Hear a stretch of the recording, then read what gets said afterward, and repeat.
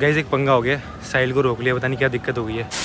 India के मशहूर blogger Saurabh Joshi अपने दोस्तों के साथ पहली बार दुबई घूमने गए हैं। वहीं दुबई एयरपोर्ट पे इनके साथ बहुत बड़ी अनहोनी होते होते रह गई है।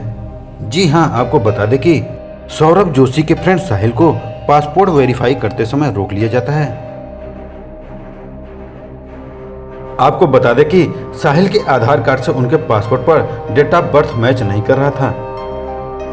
इसी वजह से इनको कुछ प्रॉब्लम फेस करने को मिला है।